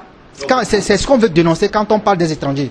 Ce n'est pas parce qu'ils sont venus faire leurs activités. Ok, c'est une question de fond. Voilà. C'est une question de comment est-ce que le contrat est structuré. On est d'accord? Comment est-ce que le contrat est structuré? Mais quand on l'entend dans les médias, ça sonne mal. Comme si nous sommes des nationalistes. Comme si ceux qui prétendent prendre le pouvoir seront nationalistes. Quand ils vont prendre le pouvoir, les étrangers n'auront plus rien. Vous voyez pourquoi est-ce que la famille de Jean-Marie Le Pen n'arrive pas à accéder au pouvoir? Ils ont une vision claire, ils aiment bien leurs citoyens, mais c'est mal compris, c'est mal rendu. C'est une question très sensible. Question d'étrangers, c'est très sensible. Une fois que vous attaquez à ça, vous attaquez à un peu très sensible. Laissons tout le monde et acceptons tout le monde sur notre territoire. C'est à nos États de défendre nos intérêts. Quand l'État n'est pas présent dans notre vie, vous pensez qu'il se préoccupe du contrat qu'il signe? Vous ne voyez pas comment est-ce qu'on traite nos employés à Mina, à la Mécha Mina? C'est parce que l'État est absent dans la vie des citoyens togolais. Si l'État était présent et que l'État se souciait que c'est les citoyens qui devaient être des acteurs économiques, des gens qui doivent payer des impôts, il n'allait pas laisser les gens payer les gens aussi minables. Les salaires minables. Ils ne se préoccupent pas. Camarade, je veux dire ceci également, que bien sûr, qu'on va laisser les étrangers faire leurs activités, mais il faudra que l'État aussi élabore des lois qui vont gérer ces étrangers. Ouais. Parce que si la Côte d'Ivoire aujourd'hui se trouve dans cette situation, c'est parce qu'ils ont laissé les étrangers faire leurs lois en Côte d'Ivoire.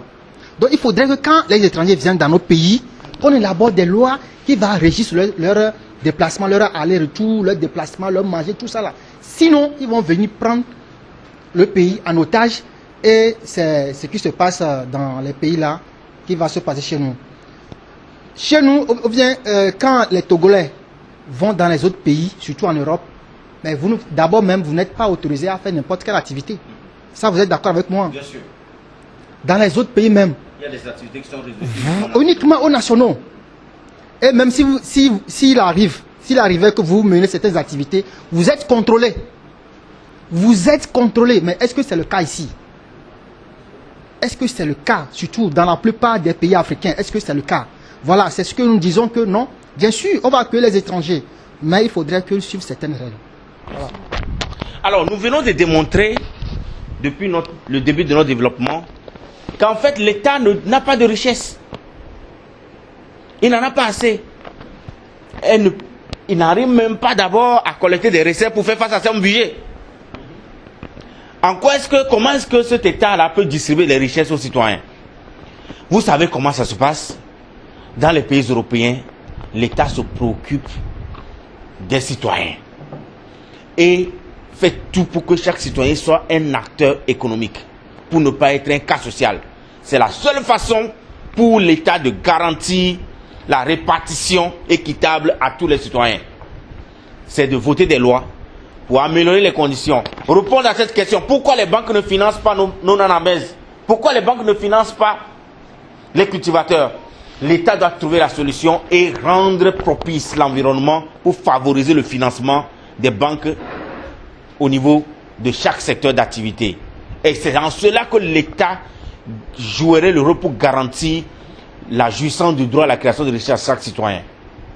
Faute de quoi, c'est des verbiages creux. Faute de quoi, c'est des verbiages creux. Ni PND, ni l'agropole ne peut vous garantir cela, ni les microfinances ne peuvent garantir ce droit à qui que ce soit. Ça doit être un droit fondamental et constitutionnel. Et que l'État quitte le secteur économique et revenir sur sa mission régalienne. Nous sommes presque à la fin de notre agora de ce jour. On ne peut pas poser toutes les questions de lui. Nous allons passer d'abord la parole à notre papa, notre chef, pour qu'il donne ses impressions pour l'agora de ce soir qui prend fin.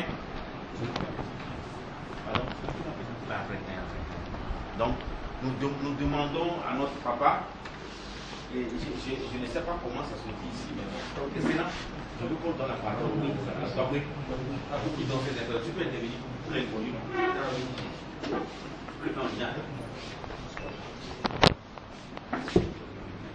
Tu peux y aller? Seigneur, faisons. Yaoto, Miado, Togwe, Yete, Tobi, et Adakwabe, Fio. So, the Dagubu Fio, Yonia, Kwa Miado Tui, Yasebe, Susui, I was so Miabe, and Yayumi, and Ba Yebe Kwame, Alo Yebe, Aniba, Tibele Koa.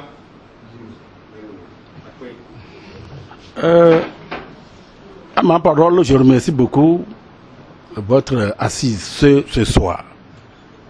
Ça, je ne pense pas ça. Mais c'est la première fois que je suis d'entre vous. Mais j'ai la confiance.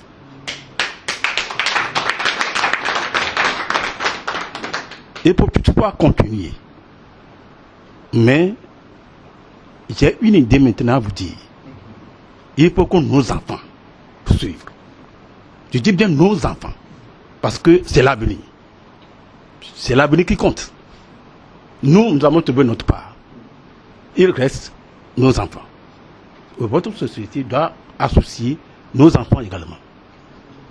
C'est ce que moi je peux vous dire.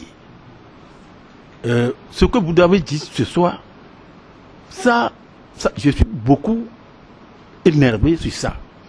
Parce que je ne pense pas ça. Je n'ai pas ça en tête. Qu'il aura des groupes comme ça pour faire l'étude. Mais c'est très bon. Très bon. Je vous encourage. C'est ma première participation. Seulement, je vous encourage.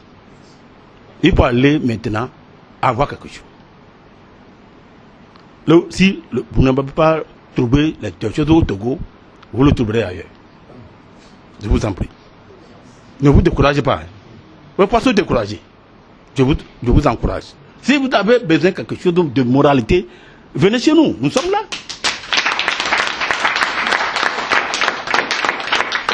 Donc, je ne peux pas aller tout loin.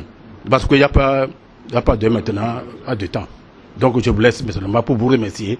Votre acteur qui est devant vous, pour vous dire ça. J'encourage beaucoup. Il doit nous amener quelque chose. Il a dit qu'il est Wati. Donc, elle a été au monde que ne dure une tebedime. Ah, au monde que ne dure. Mais, les hommes ne disent pas les yalo, hommes ne c'est faux. Il n'a qu'à avancer. C'est seulement que je peux le dire ça. Je vous laisse. Je vous remercie. Dorénavant, je serai d'entre vous.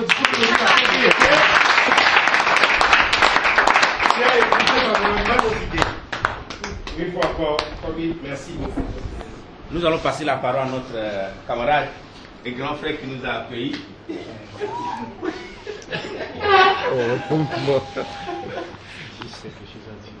Oh, vous savez. Non. Bonsoir les camarades, bonsoir les frères.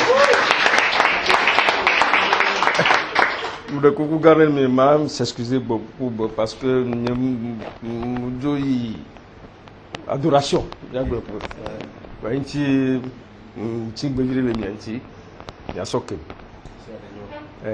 Donc, à peine mikaka, ce que nous sommes, ce sont la chumiro, mais on ne veut pas nous de baïko.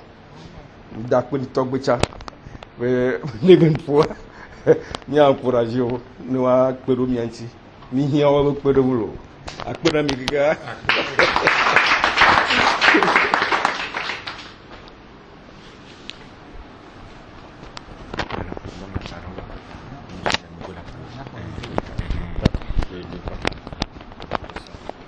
Papa, vous nous donnez vos impressions. C'est la première fois que vous avez assisté à l'Agora. Ayo, ejo, ejo jinam, nchamba, mbakpo nu yotefe, nyatefe ya, le mfufufu me, nkwabe megbe titi, miti megbe gbogbore, renu gbogbore me, miti megbe, ya, nyato nyamawo, miti megbe, ne be tobe, mi le miabe juma. Beto mi wonu ya leke ne mi adunu mi be o mi ma te wo beto ne mi jowe le jubu mo boy mi kan bo mi te wo ya de fun bi de ta mi ti megbe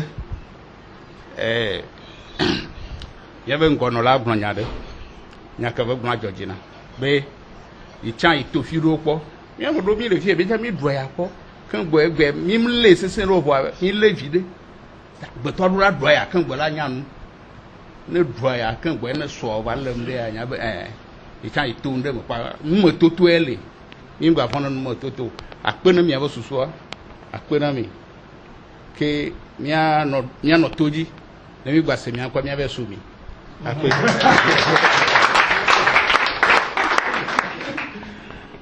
Ok, Je vais en quelques minutes vous expliquer. J'avais fait ça déjà au début. Nous avons nommé le cadre, c'est cadre de réflexion Agora. Vous savez, si vous faites des recherches sur l'origine de ce mot, c'est un mot antique. Ça vient de l'Antiquité. Alors, nous respectons l'esprit de l'Agora, comme on le faisait dans l'Antiquité, dans le temps romain. Nous réfléchissons sur qu'est-ce qu'il faut faire pour que notre... Ni kamia oke ngwe chom la nyon, so we gbeto.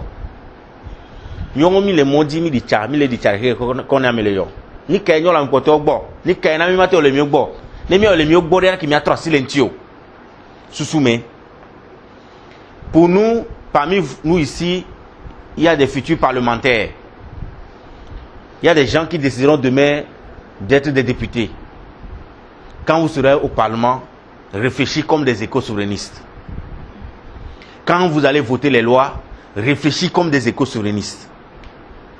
Donc nous voulons faire le maximum de Togolais des éco-souverainistes. De sorte que, à vos rangs divers, vos projets personnels, ambitions personnelles, si ça vous amène, vous conduit à un pot de décision, décidez en tant qu'éco-souverainiste.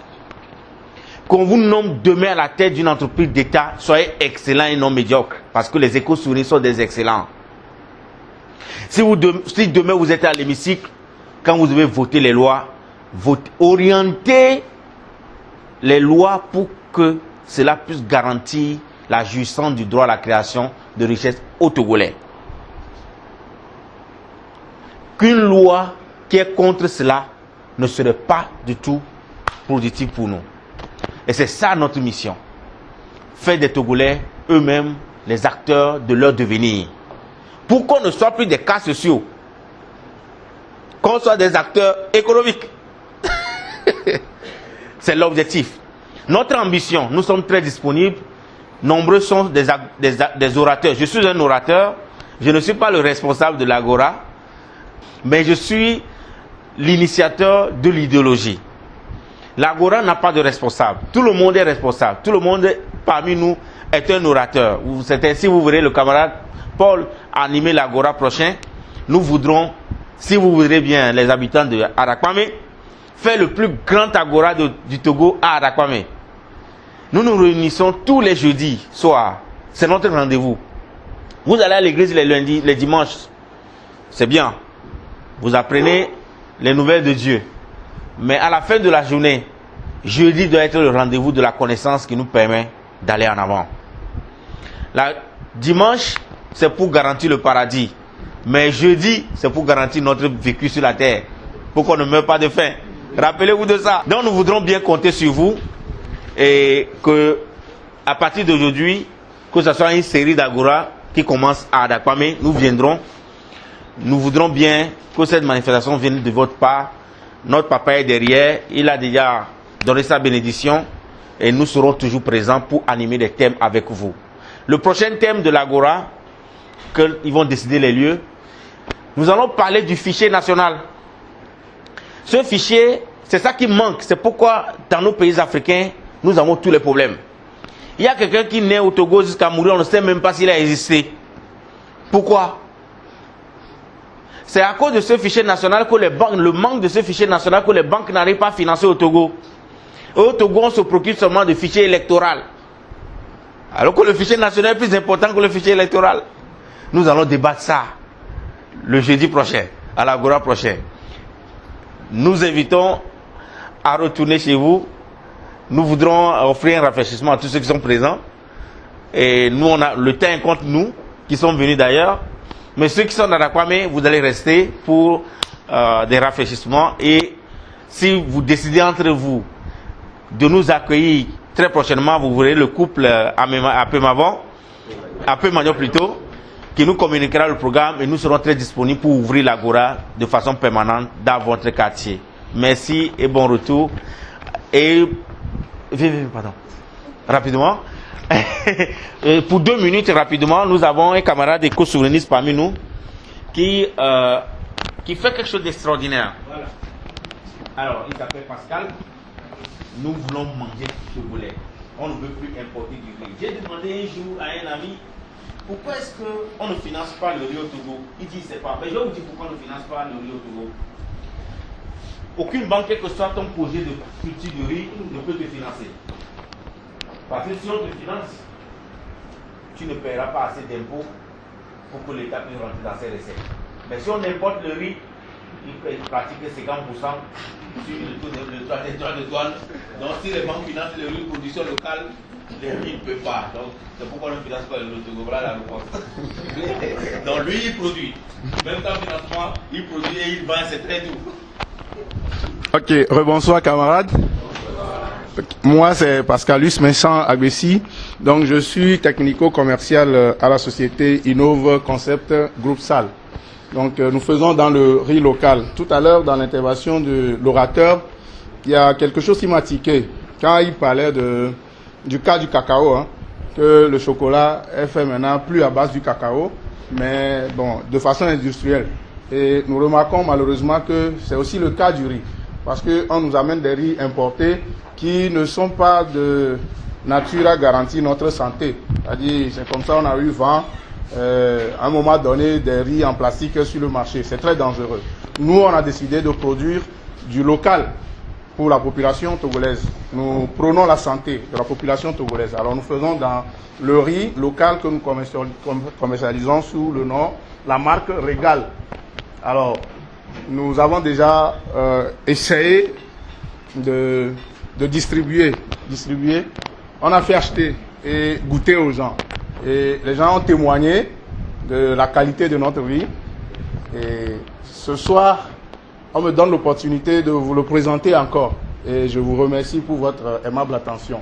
Alors pour ces fêtes de fin d'année, on a pensé à tout le monde, de manière à ce que la fête soit belle dans chaque maison. Alors il y a des gens qui décident quand même puisque la période des fêtes est la période des cadeaux. Alors on a fait des packs pour que ceux qui veulent bien aider les belles-mères, les beaux-pères et tout ça là, on a des packs. C'est comme ça, vous pouvez voir le pack standard belle-mère qui est à 10 000 francs. Alors ce pack vous offre un sac de riz de 5 kilos, un poulet et 3 tubercules d'igname. À 10 000 francs. Alors vous prenez ça, vous faites un cadeau à la belle-mère et c'est bien. J'aurais pensé qu'il y a l'autre pack. C'est venu. Non. Ok, voilà, il y a Super Pack belle-mère aussi qui est à 20 000. Donc il vous donne droit à 3 kilos, 3 sacs de riz de 5 kilos, 2 poulets et 3 tubercules. Le tout à 20 000 francs. C'est aussi très bon pour ceux qui jugent que les 10 000 francs ne sont pas à ces trucs-là. On peut y aller? Oui, pour toujours la belle-mère. Maintenant, il y a le pack standard beau-père aussi. Alors, il y a le riz de 5 kilos, un poulet, 3 tubercules plus 2 bouteilles de vin. Ah, ça c'est les beaux-parents, hein, les papas, le vin. Et puis après, il y a le pack VIP beau-père qui est à 35 000. 25 kilos de riz, 2 poulets, 6 tubercules et 3 bouteilles de vin à 35 000. Donc il y en a pour toutes les bourses. Le riz, on l'a, mais c'est dans le véhicule. On ne peut malheureusement pas le présenter ce soir. Mais ceux qui ont déjà goûté, ils savent de quoi il s'agit. Et des gens ont passé la commande pour ce soir. Et le couple Après Magno qui nous accueille en a commandé et on lui a ramené. Donc à la sortie, vous pouvez nous approcher pour passer vos commandes. Où que vous soyez, on fera l'effort quand même pour venir vous livrer. Merci et merci pour votre aimable attention. Ok, bon retour à vous. Nous allons prendre congé, nous qui venons de Kakaveli. Mais nous invitons nos amis d'Arakwame de rester pour le rafraîchissement. Merci beaucoup et au prochain Agora.